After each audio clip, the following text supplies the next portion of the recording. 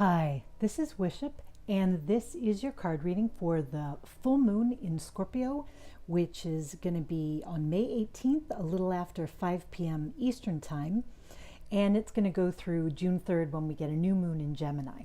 So I think you may already know, if you're following the astrology at all, that there's a lot of energy in Earth. The sun is currently in Taurus.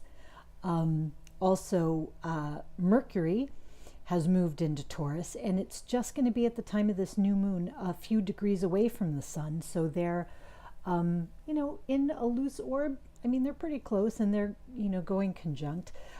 Venus has just entered Taurus, and so she is moving her way towards them. But the important thing about Venus and Taurus is it is her home sign.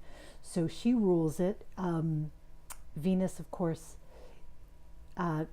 rules love and money. She's the lesser benefic, so she's definitely a blessing planet. When she's in Taurus, she cares a lot about beauty, about the sensual pleasures, and about her stuff, her possessions, her real estate, her garden, the things that are within her reach to touch and feel that surround her. And so that's something that we've all been paying attention to, because we have Saturn and Pluto a few degrees apart in Capricorn, with the south node there. Saturn and the south node at 20 degrees, Pluto at 23 degrees. So that's provided a lot of energy to think about material limitations, also the way we've handled material things in the past.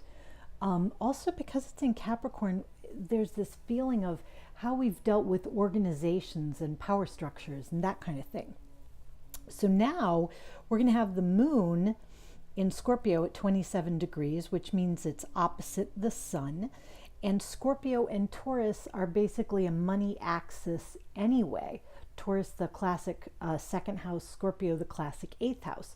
So Taurus, as we talked about, dealing with sensual pleasures, things you can see and smell and touch and eat and appreciate on an aesthetic level, and your direct possessions, which can include your body and the things you wear on it, and your car, the things you touch and feel.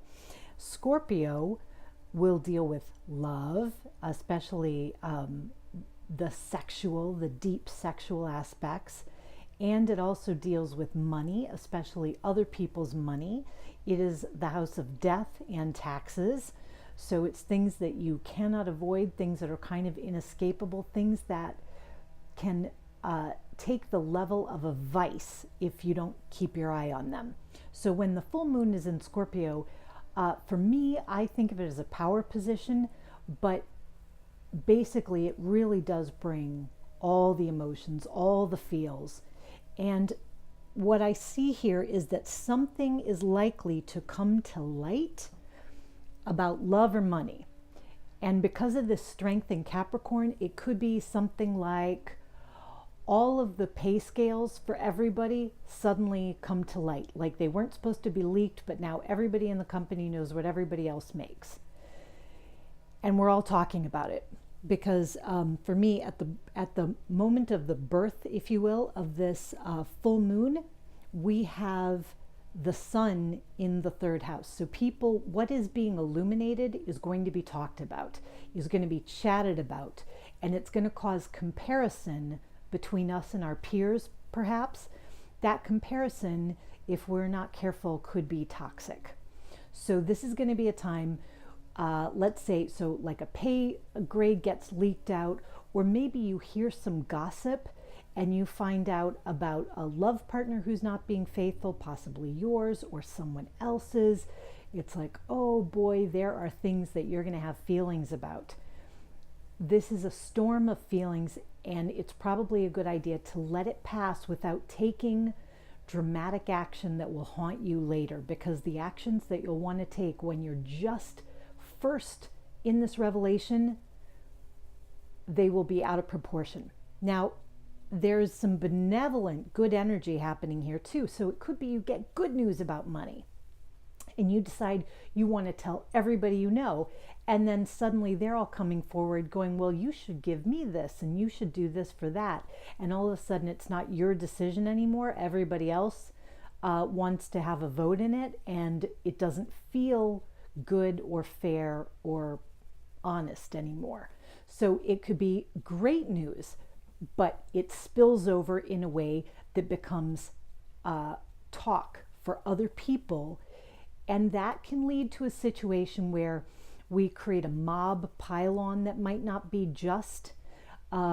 We create feelings, like I said, of toxic comparison that really make us feel bad about ourselves. So we use this revelation of whatever sort as a way to beat up on ourselves.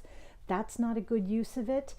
You have the strength right now. There's an awful lot of strength in the chart right now, and probably you've gone through a lot of transformations over the past couple of years.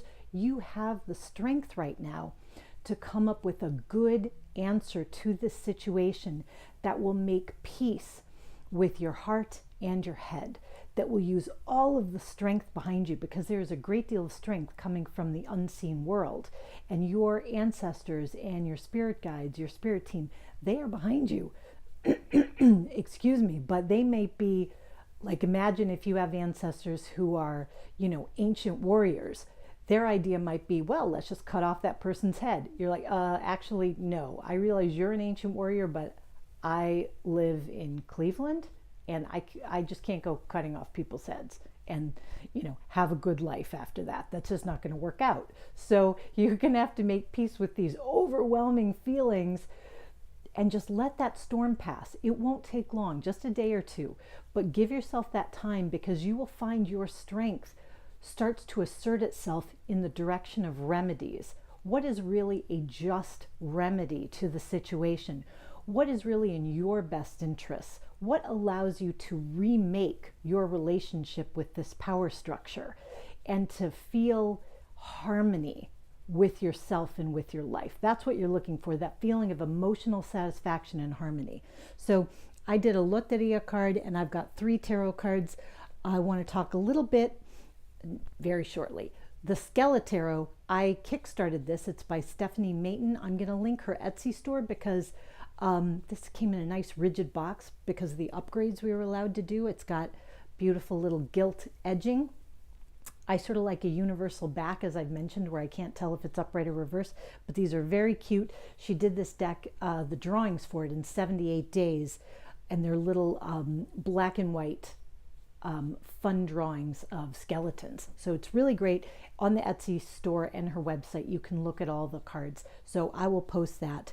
I think doing Kickstarting and Indiegogo is a great way to back independent deck creators, and a lot of times it allows them to do an initial production run that they will then be able to make available for sale to the general public. So I just wanted to mention that. This is another deck, and I'm really thrilled with it, and hopefully you will enjoy it too. So the Loteria card to give us focus is El Venado. So the saying with this goes that El Venado no ve nada. It doesn't see anything. So it can be about ignoring a situation or someone not telling you the truth, something like that. But for me, I also see this a card of grace and nobility. Sometimes it's nobler to let something pass you by, or to run away if you can't avoid getting into a fight, because sometimes that fight is going to go too far, and you know it, you feel it. You're like, I am not going to be able to hold back. If I take off, I'm gone. And this will be a time when there is nobility in keeping your head about you, and maybe even just keeping your head down a little bit. So anyway, I want to see what the tarot cards are going to be. The other thing I wanted to mention, on the bottom of this deck is La Sandia, the watermelon. It's very sweet. It's very abundant. So it's saying that in this situation, there is sweetness to be found. There is abundance. You will have what you need, but you might have to look for that answer a little bit. You're going to have to run around for it a little. You can't just react in the moment. As they say, act in haste, repent in leisure. That's not always the case. Sometimes your first instincts are really good. This is a time when you're going to want to put your heart together with your head and come to an agreed solution. So we have, oh, look at this, the Star. Beautiful card. And we have, oh, the Hierophant. My goodness, we got some power players here. Well, that makes sense. Okay, And we have the Four of Pentacles. So in reverse. So this tells me, because Four of Pentacles can represent a power position, that the power positions are changing. Someone who's been in dominion of a certain situation, and that could even be you, that is sort of upside down right now. So something is causing this power to be in question. And yet we have another very clear power character, often represents Taurus, is the Hierophant, which represents rules and traditions and norms, but righteousness. So what we're seeing here, since this card can often, for sometimes people think of it as a card that means greed or miserliness or earthly power. And this is sort of saying, you know, you're going to have to take a high road here. The power that you exert needs to be righteous power, but you may need to establish new traditions. I mean, the way I see it is you may have to make a remedy over what got you into this situation. Like, for example, like let's talk about the leaked pay scales. We got to figure out some way that this kind of stuff doesn't happen, because it is demoralizing. It hurts morale. And because we've got this Capricorn energy, I do see some of this stuff playing out in larger organizations, potentially the workplace, because that is a place very much run by Capricorn. But see, we have the Star. We have this healing. So the healing is possible if we're willing to give up some short-term power plays in order to go for a higher level of righteousness, a higher feeling of what's right and wrong. We want things not only to satisfy our need for revenge and for remedy and retribution, but they really have to satisfy a higher ethic as well. And that's what the Star is looking towards too. This idea of these cards very much in conversation with each other of healing something, of finding a noble outcome. And that is not always easy in the moment. So you might just need to run away and like let those storms in your own heart pass for a minute, and then take a walk on that beach, look at all the wreckage and see where you're at. You have the ability to come up with very good, strong solutions. You have the strength to weather this. But in the moment, it might feel kind of shocking, whatever it is that is being revealed, whatever is coming out, and it's probably coming out in a somewhat public way. So let's talk about what's on the bottom of this one. The bottom of this deck is the Ace of Wands in reverse. So again, we have the idea, don't take hasty action. Don't just jump into the first thing you think about. Don't go to war. If you can avoid it, don't go to war, and try not to get involved in other people's wars. Even if you're controlling your ability to toxically compare yourself to somebody else, like, I can't believe, you know, this person prefers that person to me. I can't believe they're getting paid this and I'm not. I can't believe, you know, this toxic comparison. If you're able to control it and go, I am beloved, I am wonderful, I am a divine child, and I am going to figure out a better situation for myself.